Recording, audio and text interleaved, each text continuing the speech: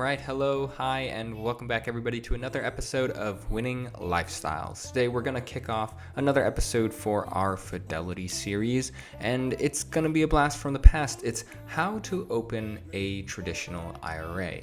Now, I know we've already got that video out with the Roth IRA, and you're like, do I need both? How would that help me?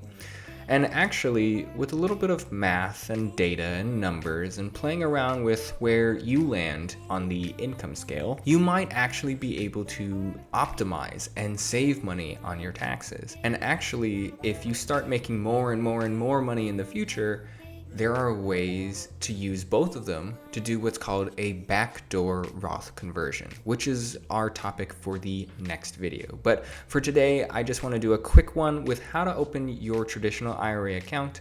Remember, the traditional IRA is just like an individual retirement account that helps you put away money pre-tax. So that means that as long as you're still qualified, as long as you're still under a certain income limit, any money that you contribute to the traditional IRA will actually be able to be deducted from your overall income in taxes. Now, of course, once you've hit a certain income range, it starts to phase out and you get less and less deductions until eventually, if you're making a ton of money, then it just isn't helpful for you anymore. And that is where we're asking you to stay tuned for our video on the backdoor Roth conversion. It should be linked somewhere down in the description for you. And please, please, please remember, folks, that we here at Nguyening Lifestyles are not financial service advisors. We're just here doing this for educational purposes and for funsies who want to help you realize that investing and building wealth isn't as hard as we all thought.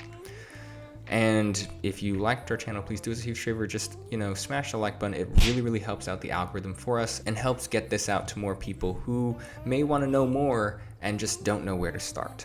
But anyways, let's go ahead and dive in now. So pages are still the same whenever you're setting up your traditional IRA. Just go ahead and click on open account up top and it will take you over here, and then you can see all the different accounts that you're able to apply for. Right now today we're going to be focusing in on this traditional IRA, so we'll go ahead and click that here. All right, so if you're at this point and you're just like, but wait, I'm a new Fidelity customer, check out our video linked up top about how to open a Roth IRA. The steps, actually, once you click on traditional IRA or Roth IRA, right after you click on that point, you're going to be able to follow up and do the exact same pages. Now, my page here might look a little bit different than yours if you're coming in and you've already have accounts with Fidelity, but if you're new to this and this is completely something different, go back, check out our video on how to open a Roth IRA. We have it linked down in the description with the exact time point of where to go and how the process for the application is exactly the same. The only difference is it will say traditional IRA instead of Roth IRA in the video. The idea is that you just need to have your personal information, your employment information. It will ask you like basic questions about, hey, are you affiliated with anybody who is, doing financial advising, securities, that kind of thing, to prevent insider trading, yada, yada. But please remember, if you have questions about that, direct them to Fidelity's customer service. They are really helpful and great, and they have all the answers for you based on your particular account.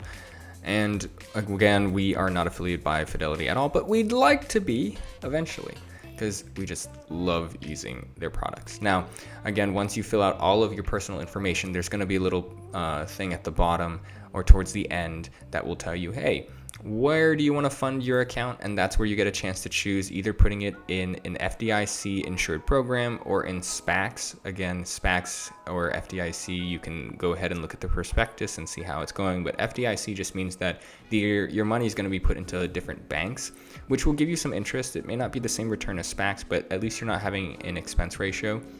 But yeah, it's just like a money market fund. That's what SPACs is. So the choice is completely up to you, and then you can decide whether or not you want email preferences, that sort of thing, right? And then you're good to go. And you can always change this even after you have opened your account. But once you got all this information in, especially if you already have a Fidelity account, it's super easy. You just hit confirm, and then it will take you to the next page to agree that this is what you want to do. You agree to all the terms of your traditional IRA. And I've already read these documents before, which is why I'm just going to head down here, and then I say yes, I acknowledge it, and I'm going to hit open account. So you're all ready to go, and you should be able to see that traditional IRA show up on your dashboard right away. So thanks again, folks, for coming to Nguyening Lifestyles. Please do us a huge favor that if you like these videos, go ahead and hit subscribe, ring the notification bell, and please feel free to leave comments down below of other features that you're trying to figure out in Fidelity, because we're probably trying to figure it out too, and we'll make a video so that everybody can learn to build wealth together. And again, stay tuned for our next video where we talk about the backdoor Roth conversion and how having both a traditional and a Roth IRA are key to doing that. See you next time.